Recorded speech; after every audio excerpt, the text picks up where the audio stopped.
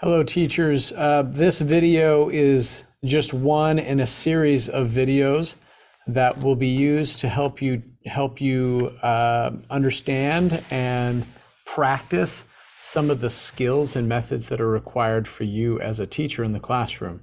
So today we're going to learn a little bit more about the section in Teaching as the Savior Would, or Teaching in the Savior's Way, called Love Those You Teach. So we're going to watch this short little clip, and I'm going to ask you a couple of questions and allow you time to maybe pause the video and maybe record your feelings and your thoughts as I ask those. So we're going to watch this video first, and then I'm going to ask you some questions.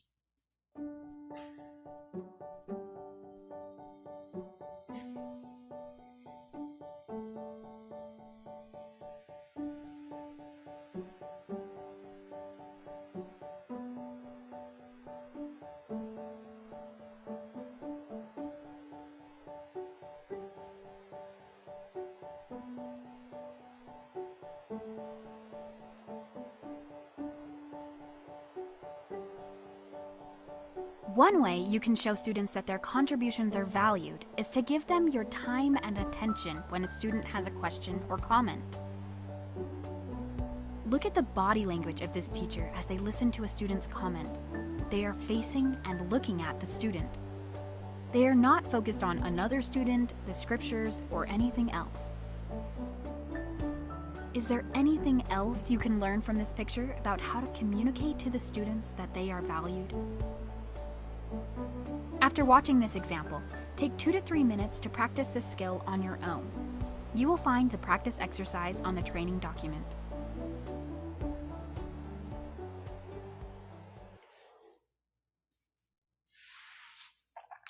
This is a pretty straightforward skill, but I will tell you that when it comes to being effective in the classroom, the relationships we build with our students, that's paramount. That is as or more important than skills in teaching or knowing the gospel. So with this one, I know this feels kind of like a basic practice, but there are things that we can do to strengthen our relationship with our students. In the classroom, there are appropriate things and maybe some inappropriate things that we can do to strengthen that relationship. So let's talk about appropriate things.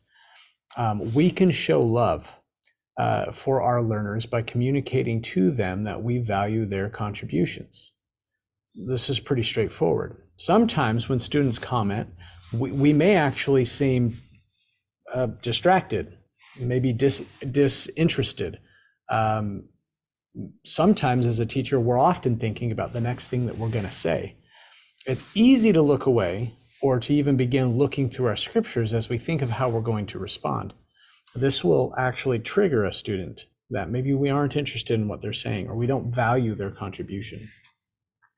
We can help students feel that they are being heard and that we seek to understand them and we want to help them by simply turning our body towards them, just changing our body language, making eye contact. Don't do anything else while they are talking and just show them that we are paying attention to them. When a student raises their hands, we can often just validate them by saying, "Oh, thank you for your comment. We'd love to hear from you." Or after they've made the comment, "That was so wonderful what you just said," and give them additional value, validation and value after they've made some comments.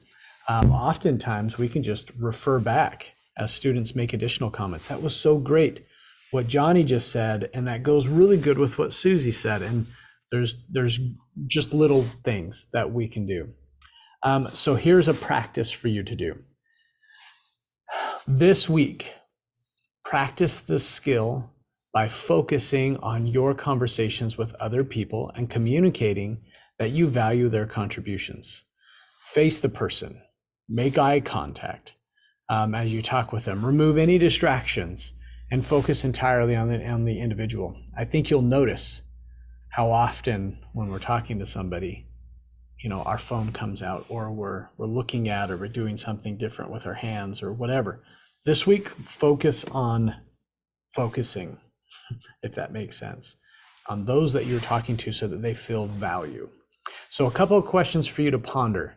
If you have something to write with, you may want to maybe pause after each of these questions. What have you learned about the importance of both nonverbal and verbal forms of communication in expressing to others that you value them? What are some other ways that you can express to students that you value their comments beyond what we discussed in this video? Take a moment and think of times when the Savior modeled this skill. Relationships are really at the base of everything that we do in teaching. The more you are able to focus on building those relationships of trust with your students, the easier teaching becomes, because you will have built a foundation of trust with them. So give this a go and let me know how it happens for you.